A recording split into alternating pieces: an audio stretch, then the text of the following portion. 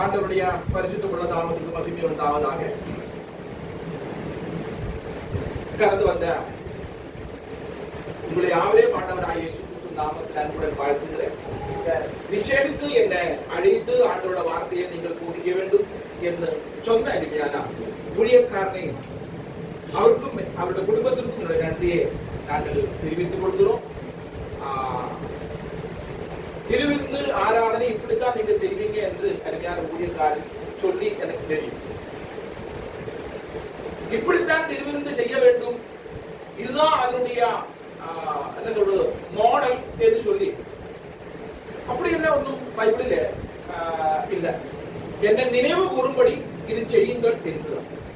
அவர் கூடி வரும்பொழுதெல்லாம் அப்பம் விற்கிறதுக்காக கூடி வந்தார்கள். கூடி வரும்பொழுதெல்லாம் நீங்கள் என்ன நினைவு கூறும்படி இது செய்யுங்க. அவங்க அப்படித்தான் செஞ்சுட்டு இருந்தாங்க. ஆனால் கர்த்தர் அவர் காட்டிக் கொடுக்கப்பட்ட அன்று ராத்திரியில என்று சொன்னதுனால தீர்ப்பியம் போல உள்ள சபைகள் அது போஜனமாக செய்கிறாங்க. அது நம்மளுடைய இஷ்டம் தான். நீங்க வந்துட்டு இருட்டாகும் நீங்க செய்யும்போது பியூட்டிஃபுல், நோ ப்ராப்ளம். ஆனால் ஆண்டவராக இயேசு கிறிஸ்துவின் மரணத்தை நினைவு கூறும்படியாக செய்கிற ஒரு காரியமாகத்தான் இருக்கிறது.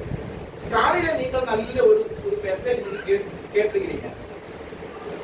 இப்பொழுது ஆண்டவருடைய மரணத்தை நினைவு கூறும்படியாக நம்ம கடந்து வந்துள்ளோம். அப்படியானால் ஆண்டவருடைய மரணத்தை குறித்து, ஆண்டவராக இயேசு கிறிஸ்துவின் மரணத்தை குறித்து ஒரு சில காரியங்கள், ஒரு பெரிய பெரிய பிரசங்கம் எல்லாம் பண்றதுக்கு நான் பெரிய பிரசங்கர் கிடையாதுங்க. நான் ஒரு பைபிள் ஸ்டூடெண்ட். எப்போதும் பைபிளை கற்றுக்கொள்ள வேண்டும் என்று நினைக்கிற ஒரு மனுஷன். உங்களுடைய பாஸ்டர் அப்படித்தான். அவர் இப்பொழுது ஹீப்ரு படிச்சுட்டு இருக்கிறார், ஹீப்ரு கிளாஸ்க்கு போற. அதனால இதை ஒரு பெரிய ஒரு பிரசனமாக நீங்கள் எடுக்க வேண்டியிருக்கிறார். இது ஒரு வசன தியானமாக எடுத்தால் போதும். இதில் நீங்களும் பங்காளிகளாக மாறுபடியாக நான் உங்களிடத்தில் அன்புடன் கேட்டுக்கொள்கிறேன். கலாத்தியருக்கு எழுதிய நிருபம், கலாத்தியருக்கு எழுதிய 3ஆம் அதிகாரம் அதனுடைய 13வது வசனத்தை இப்பொழுது வாசிக்கிறோம். கலாத்தியர் 3:13.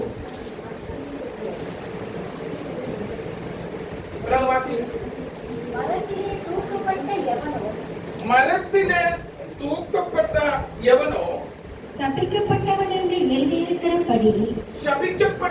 என்று எழுதியிருக்கிறபடி கிறிஸ்து நமக்காக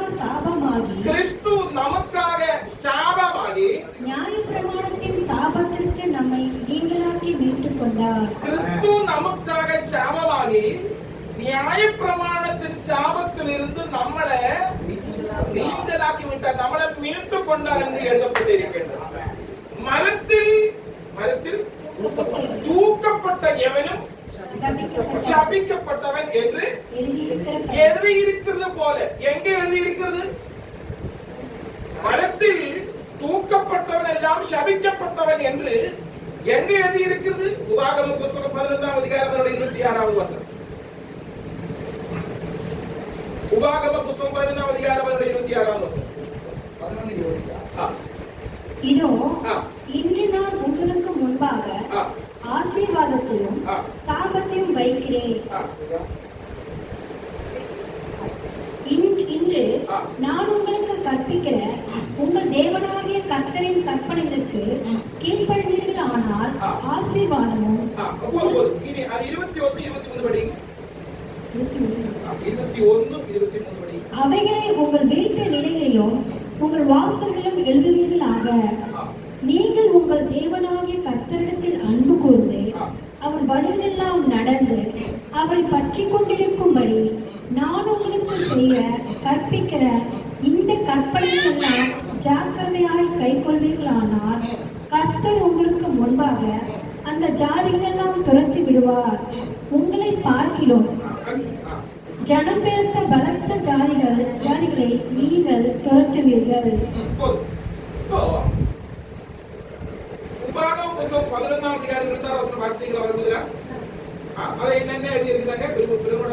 இதோ இன்று நான் உங்களுக்கு முன்பாக ஆசீர்வாதத்தையும் சாபத்தையும் உங்களுக்கு முன்பாக ஆசீர்வாதத்தையும் சாபத்தையும் வைக்கிறோம். இது சாபம் என்கிற வார்த்தையை கேட்டவுடன் இந்த சாபம் என்கிறது நம்முடைய காதுக்கு வரும்போதே நமக்கு ஒரு பயம் இல்லையா? சாபம் ஐயோ என்ன ஆக போகுது, ஒராள் என்ன சபிக்கிறாங்க என்று சொன்னால் நமக்கு ஒரு பயம். உண்மையாக நான் உங்களுக்கு கேள்வி கேட்கிறேன், யாராவது உங்களை சபித்தால் உங்களுக்கு அந்த சாபம் வருமா? ஓ சூப்பர். அப்போ உங்களோட பாஸ்டர் உங்களை நல்ல நல்ல வார்த்தையின் மூலமாக நடத்துற நிறைய பேர் பயந்தான், ஐயா அவங்க சபிச்சாங்க எங்களுக்கு சாபம் பதில் கொண்டு இருக்கிறீங்க. சாபம் என்கிற வார்த்தையை கேட்கும் போதே பயம் வந்தால் அதுதான் சாபம். நமக்கு அந்த வார்த்தையை குறித்து பயம் இல்லை.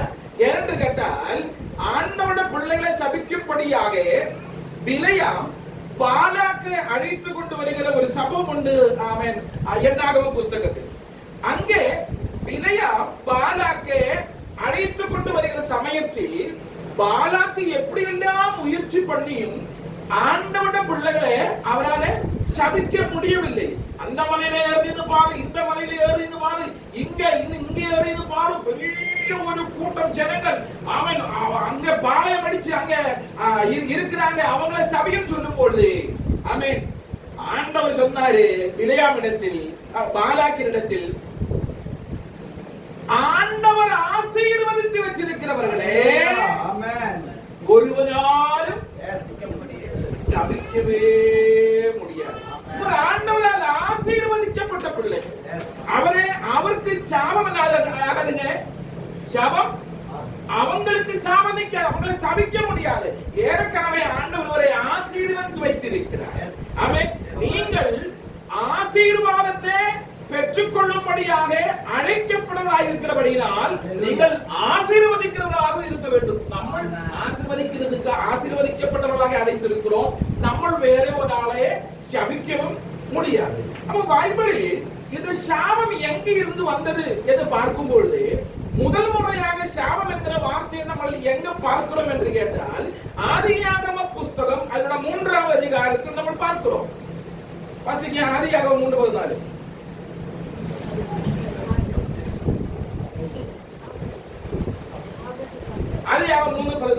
அப்பொழுது தேவனாகிய கர்த்தர் சர்ப்பத்தை பார்த்து, நீ இதை செய்தபடியால் சகல நாட்டு மிருகங்களிலும் சகல காட்டு மிருகங்களிலும் சபிக்கப்பட்டிருப்பாய், நீ உன் வயிற்றினால் நகர்ந்து.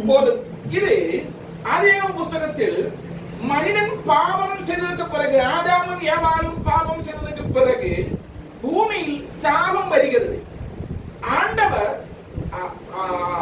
ஆதாமையும் ஏவாளையும் பரீட்சை பார்த்து அந்த பாவம் செய்கிறதுக்கு அவர்களை தூண்டிவிட்ட பிசாசை பார்த்து ஆண்டவர் சொல்லுகிறார். என்ன சொல்றாரு?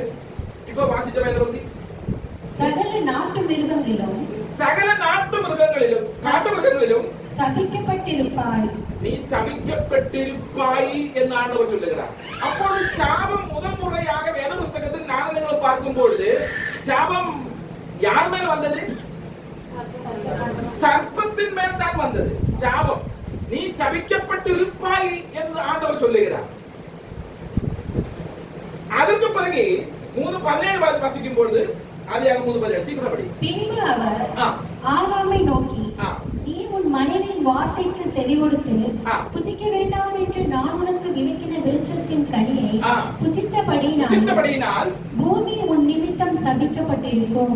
பூமி உன் நிமித்தம் சபிக்கப்பட்டிருக்கும். முதலாவது பிசாசு சபிக்கப்பட்டிருக்கும், இரண்டாவது பூமி சபிக்கப்பட்டிருக்கும். ஆனால் இந்த ஆதியாகம புத்தகத்தை நான் வாசித்து பார்த்த பொழுது இவ்வளவு பெரிய ஒரு பாவம் செய்த ஆதாமையும் ஏவாளையும் கூட ஆண்டவர் சபித்ததில்லை. அப்போ ஒரு பைபிள் படிக்கிற ஒரு ஸ்டூடெண்ட் என்கிற முறையில் நான் இதை ஆராய்ந்து பார்த்த பொழுது எனக்கு ஒரு விஷயம் தெரிந்தது. என்று கேட்டால் ஒரு வாயில் இருந்து சாபமும் அதே வாயில் இருந்து ஆசீர்வாதமும் வர கூடாது, வர இயலாது. அப்படியானால் ஆண்டவர் என்னையும் உங்களையும் ஆசீர்வதிச்சிருக்கிற ஆசீர்வாதம் வரும்பொழுது ஆண்டவருக்கு ஆரையும் சபிக்க முடியாது. ஆண்டவருக்கு சபிக்க முடியாது. ஆண்டவர் ஆரையும் சபிக்கவும் மாட்டார். ஆண்டவர் அன்பா இருக்கிறார். அன்பை தவிர வேற ஒன்றும் அவரிலிருந்து வெளியில் வரவே வராது. அவர் ஆசீர்வாதத்தினுடைய ஊற்றாகத்தான் இருக்கிறது. சாபம் அவரிடத்தில் இல்ல. அப்படியானால் எப்படி இந்த சாபம் பூமியில் வந்தது என்று கேட்கும் பொழுது, ஆமென், அதுதான் நம்ம வாசித்த வார்த்தை. சாபம் என்று சொல்லுகிறது ஒரு சாய்ஸ். சாபம் என்று சொல்லுகிறது ஒரு சாய்ஸ். இது பாவத்தினுடைய விளைவு என்று நம்ம சொல்லுவோம். பாவம் செய்ததுனால சாபம் பூமிக்கு வந்தது. பாவத்தினுடைய பக்க விளைவுதான் சாபம் என்று சொல்லுகிறது. ஆண்டவர் சொல்லுகிறாரு, நான் சாபமும் ஆசீர்வாதமும் உங்களுக்கு முன்பாக வைக்கிறேன். அது சாய்ஸ். அது சாய்ஸ் தான். எப்படி கேட்டால், beef, chicken biryani, mutton biryani, pork, fried rice எல்லாம் உங்களுக்கு முன்பாக வைக்கப்பட்டிருக்கின்றது. எல்லாம் நீங்க சாப்பிடுவீங்களா? இப்ப நான் சொன்ன எல்லா ஐட்டமும் சாப்பிடுவீங்களா? இல்ல, சில ஐட்டம் மட்டும் தான் சாப்பிடும். உங்களுக்கு முன்பாக வைத்திருக்கிறது. சாய்ஸ் உங்களுடையதுதான். உபாகம புத்தகம் 28ஆம் அதிகாரத்தை வாசிக்கும் பொழுது ஆண்டவர் சொல்லுகிறாரு, நான் உங்களுக்கு கட்டளையிடுகிற இந்த கட்டளைகளை எல்லாம், என்ன பிரமாணங்களை எல்லாம் நீங்கள் அதுக்கு கீழ்ப்பட்டு நடந்தால் நீங்கள் ஆசீர்வதிக்கப்பட்டிருக்கும்.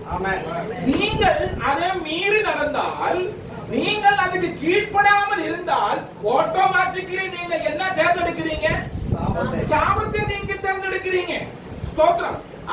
ஆதாமும் ஏவாளையும் ஆமென் அந்த ஏதன் தோட்டத்தில் ஆமென் சிருஷ்டிக்கும் பொழுது கூட ஆமென் நன்மையும் தீங்கும் தேர்ந்தெடுக்க ரெண்டு விருட்சங்கள் இருந்தது.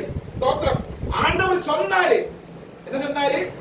அந்த விருட்சத்தின் கனியே அதன் எல்லா விருட்சத்தின் கனியை புசிக்கலாம், ஆனால் இந்த விருட்சத்தினுடைய கனியை நீ புசிக்க வேண்டாம். ஒரே ஒரு வார்த்தையில் ஆண்டவர் விட்டாரு. ஆனால் பிசாசோட வார்த்தைக்கு கீழ்ப்பட்டு ஏவாள் அதை புசித்து பொழுது பாவம் உலகத்தில் வந்தது. அந்த பாவத்தினுடைய கான்சிக்வன்ஸ் ஆகத்தான் சாபமும் வந்தது. சாபத்தினுடைய கான்சிக்வன்ஸ் தான் நானும் நீங்களும் அனுபவிக்கிற எல்லா வேதனைக்கும் காரணம். ஆண்டவர் நம்மளை சபித்ததல்ல, இது சாபத்தினுடைய கான்சிக்வன்ஸ். சொல்றது புரியுதுங்களா? ஆண்டவர் நம்மளை சபிக்கல, ஆண்டவர் சபிச்ச ஆளுங்க இருக்கிறாங்க. அது என்னன்னு கேட்டால், அவங்க அதை தேர்ந்தெடுத்தாங்க. காயின் சபிக்கப்பட்டிருக்கிறார். எப்படி?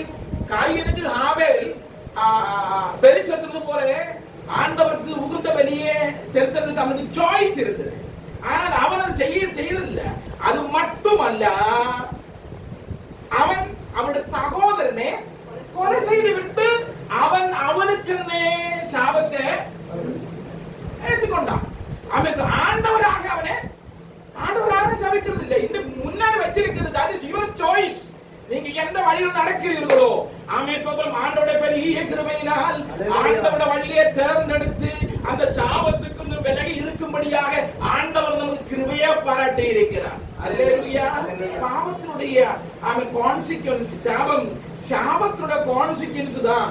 ஸ்தோத்திரம். ஆதியாகமம் சொல்லப்படுது. அதோட கான்சிக்வன்ஸ் என்னன்னு பார்ப்போம். அதனுடைய விளைவா விளைவு என்ன என்கிறது நம்ம பார்க்கும்போது, ஆதாமும் ஏவாளும் அவன் பாவம் செய்து விட்டதுக்கு பிறகு இந்த பூமியில் என்னெல்லாம் மாற்றங்கள் வந்தது என்று நம்ம பார்க்கும் பொழுது பாருங்க, அதனுடைய 15ஆம் வசனம் படிங்க. ஜெனசிஸ். உனக்கும் ஸ்திரீக்கும் உன் வீட்டுக்கும் அவள் வீட்டுக்கும் பகை உண்டாக்குவேன். அவன் உன் தலையை நசுக்குவார், நீ அவர் குதிகாலை நசுக்குவாய் என்றார். அவர் ஸ்திரீயை நோக்கி, நீ கர்ப்பவதியாய் இருக்கும்போது உன் வேதனையை மிகவும் பெருக பண்ணுவேன். உன் வேதனையை மிகவும் பெருக பண்ணுவேன். வேதனையோடு பிள்ளை பெறுவாய். வேதனை என்கிறது பாவத்தினுடைய கான்சிக்வன்ஸ். ஸ்தோத்திரம். பாவத்தினுடைய கான்சிக்வன்ஸ் பக்கவிளைவுதான் வேதனை என்று சொல்லுகிறது. அடுத்து வாசிங்க. உன் ஆசை உன் புருஷனை பற்றி இருக்கும், அவன் உன்னை ஆண்டு கொள்வான் என்றார். பின்பு அவர் ஆதாமை நோக்கி, நீ உன் மனைவியின் வார்த்தைக்கு செவி கொடுத்து புசிக்க வேண்டாம் என்று நான் உனக்கு விலக்கின விருட்சத்தின் கனி அது உனக்கு முள்ளும், அதாவது இந்த பூமி உனக்கு முள்ளும் குறுக்கும் முளைப்பிக்கும். அப்போ ஒரு நல்ல கவனிக்கணும். வேதனை என்கிறது அந்த பாவத்தினுடைய சாபத்தினுடைய வச்சுக்கோங்க. பாவம் மூலமா சாபம் வந்தாச்சு, சாபம் மூலமா அந்த கான்சிக்வன்ஸ் வச்சுக்கோங்க. ஒன்னு வேதனை, இரண்டாவது பூமி உன் மூலமா சபிக்கப்பட்டிருக்கிறது. அந்த பூமி என்ன விளைவிக்கும்? முள்ளும் குறுக்கும் விளைவிக்கும். அதுதான். அதுக்கு பிறகு வாசிக்க கேளு. வெளியின் பயிர்களை புசிப்பாய், நீ பூமியிலிருந்து எடுக்கப்பட்டபடியால் நீ பூமிக்கு திரும்ப மட்டும், நீ பூமிக்கு திரும்ப மட்டும் உன் முகத்தின் வேர்வையால் ஆகாரம் புசிப்பாய். அப்போ இனி நீங்கள் கவனமா இருக்க வேண்டும். இந்த வார்த்தைகள் நீங்கள் நான் பேசும்போது உங்களோட மனசில் இருக்கணும். ஒன்னு வேதனை, இரண்டு முள்ளும் குறுக்கும், மூன்றாவது வேர்வு. நல்லா கவனிங்க. எத்தனை வார்த்தை இப்போ நம்ம கவனம் செலுத்த வேண்டும்? ஒன்னு வேதனையை கவனம் செலுத்த வேண்டும். இரண்டாவது முள்ளும் குறுக்கும் என்கிற காரியத்தை அவன் கவனம் செலுத்த வேண்டும். முகத்தை வேர்வு அவன் கவனம் செலுத்த வேண்டும். இதெல்லாம் பாவத்துடைய கான்சிக்வன்ஸ் ஆக இந்த உலகத்தில் வந்தது. ஆனால் எப்போ இந்த சாபம் என்கிற வார்த்தை ஆண்டவர் பயன்படுத்தினாரோ அப்பொழுதே, அதாவது அந்த பாவத்துடைய கான்சிக்வன்ஸ் இந்த பூமியில் வருகிற அந்த வசனத்தினுடைய அடுத்த வசனத்திலே அந்த கான்சிக்வன்ஸுக்கு என்ன பரிகாரம் என்கிறது ஆண்டவர் சொல்லுகிறார். ஆமே ஸ்தோத்திரம். என்ன தெரியுமா? ஆண்டவர் எப்பொழுதும் ஒரு காரியம் வந்ததுக்கு பிறகு ஹைகமாண்ட் கமிட்டி ஆமே ஸ்தோத்திரம் கூடி அதுக்கு என்ன பண்ணலாம் தீர்மானம் பண்ணுகிறவர் அல்ல. ஸ்தோத்திரம். அது வருவதற்கு முன்னமே அதோட பரிகாரத்தை உண்டு பண்ணி வைக்கிறவர் நம்முடைய ஆண்டவர். நம்முடைய பிரச்சனையும் அப்படித்தான். நமக்கு ஏதாவது ஒரு பிரச்சனை வரும்பொழுது நீங்க முழங்கால் போட்டு ஜெபிக்கணும் என்பது உண்மைதான். ஆனா நீங்க ஜெபித்ததுக்கு பிறகு என்ன செய்யலாம் என்று யோசித்து உட்கார்ந்துட்டு நாள் இல்ல ஆண்டவர். அல்லேலூயா. நம்முடைய பிரச்சனைகளுக்கும் பரிகாரம் ஆண்டவர் ஏற்கனவே அவர் அது அவன் நியமித்து வச்சிருப்பார். அப்போ அவன் மனுஷன் பாவம் செய்து அந்த சாபம் வந்தது, அதோட கான்சிக்வன்ஸ் வந்தது, அந்த வேதனை வந்தது, இதுக்கெல்லாம் ஒரு பரிகாரம் என்ன என்கிறது ஆண்டவர் ஏற்கனவே உலக தோற்றத்துக்கு முன்னமே அது பிளான் பண்ணி வைத்திருந்தார். 14வது வசனத்தில் சாபம் என்கிற வார்த்தை சொன்னால் 15வது வசனத்தில் அதுக்குள்ள அவன் சொல்ற பரிகாரம் என்ன ஆண்டவர் சொல்லுகிறார். என்ன சொல்லுகிறார்? 15வது வசனத்தில் 3:15 உனக்கும் ஸ்திரீக்கும் உன் வித்துக்கும் அவன் வித்துக்கும் பகை உண்டாக்குவேன். அவர் உன் தலையை நசுக்குவார். அவன் உன் தலையை நசுக்குவார். நீ அவர் குதிகாலை நசுக்குவார் என்றார். நீ அவர் குதிகாலை நசுக்குவார் என்றார். சுவிசேஷம் எங்கே ஆரம்பிக்கிறது? சுவிசேஷம் எங்கே ஆரம்பிக்கிறது? சொல்லுங்க. சுவிசேஷம் மத்திய சுவிசேஷம், மத்திய மார்க்கு, லூக்கு, யோவான் சுவிசேஷ புத்தகங்கள். மத்திய சுவிசேஷத்துக்கு தானே உலகத்துக்கு எல்லாம் ஒரு பெரிய சந்தோஷத்தை உண்டாக்குற ஆண்டவருடைய பிறப்பை குறித்து சொல்லுகிறது. ஆனால் சுவிசேஷம் என்று சொல்லுகிறது மத்திய சுவிசேஷம் ஆரம்பிக்கல. சுவிசேஷம் எங்க என்று கேட்டால் அதுக்கு பைபிள் படித்தவர்கள் சொல்கிற பேரு புரோட்டோ இவாஞ்சலியோன்னு சொல்லுவாங்க. The first gospel. Matthew is not the first gospel. First gospel நம்ம எங்க பார்க்கிறோம் என்று கேட்டால் ஜெனசிஸ் ஆதியாகம புத்தகம் 3ஆம் அதிகாரம் 15ஆம் வசனத்தில் பார்க்கிறோம். Proto evangelion, the first gospel. இந்த உலகத்தினுடைய அந்த சாபத்தினுடைய பாவத்தினுடைய கான்சிக்வன்ஸுக்கு பரிகாரம் என்கிறது அது சுவிசேஷம். பாவத்தினுடைய பரிகாரம் என்ன என்று சொல்லுகிறது சுவிசேஷம். அவன் ஸ்தோத்திரம். நான் உன் வித்துக்கும் ஸ்திரீயுடைய வித்துக்கும் பகை உண்டாக்கும். அவன் உன் தலையை நசுக்கும். நீ அவனுடைய குதிகாலை நசுக்கும் என்று சொல்லுகிறது.